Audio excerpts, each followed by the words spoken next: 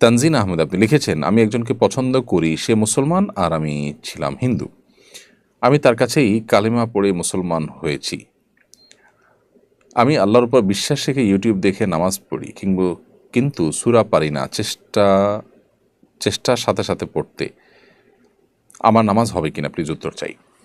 বোন তানজিনা, আপনি ইসলামে এসেছেন, আল্লাহ তাআলা আপনাকে ইসলামের উপর অটল অবিচল থাকার তৌফিক দান করুন। ইসলামটা শুধু বিবাহের জন্য না হয়ে ইসলামের সত্য উপলব্ধি করে সত্যিই অন্তর থেকে আল্লাহর কাছে সারেন্ডার করার পদক্ষেপ হিসাবে এটি যেন হয়, সে চেষ্টা আপনার করা উচিত। এবং অন্তত এই মুহূর্তে সে রিয়েলাইজ আপনার থাকা উচিত, করা উচিত যে এটি বিবাহের জন্য কোনো মাধ্যম নয়, বরং এটি সত্যকে উপলব্ধি করে আপনার সত্যে ফিরে আসার প্রচেষ্টা।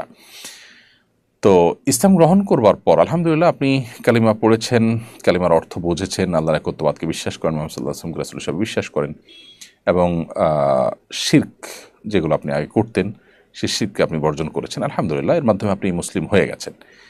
এখন আপনার কর্তব্য ৫ ওয়াক্ত নামাজ সহ আল্লাহর অন্যান্য বিধিবিধানগুলোকে মেনে চলা, শুধু নামাজ নয় অন্যান্য বিধিবিধানগুলো মেনে চলা, এবং এগুলো জানার জন্য আপনি দিন শেখার অনেক বই পুস্তক আছে, সেই বই পুস্তকগুলো সংগ্রহ করে কালেকশন করে আপনি দিন শেখা শুরু করবেন ইনশাআল্লাহ। এর মাধ্যমে আপনি নিজেকে ভালো মুসলিম হিসাবে দাঁড় করাতে পারবেন। আপনি ইউটিউব থেকে দেখে দেখেও যদি নামাজ শিখেন এবং সঠিক পদ্ধতি শিখতে পারেন, তাহলে সেক্ষেত্রে সেটাও আপনার নামাজ সঠিক নামাজ আদায়ের জন্য সহযোগিতা আপনাকে করবে, এবং সেটা তার মাধ্যমে আপনার নামাজ হয়ে যাবে ইনশাআল্লাহ তাআলা। কিন্তু আপনাকে শিখতে হবে এবং শিখে সেটিকে আমল করতে হবে, এটি হলো মূল বিষয়।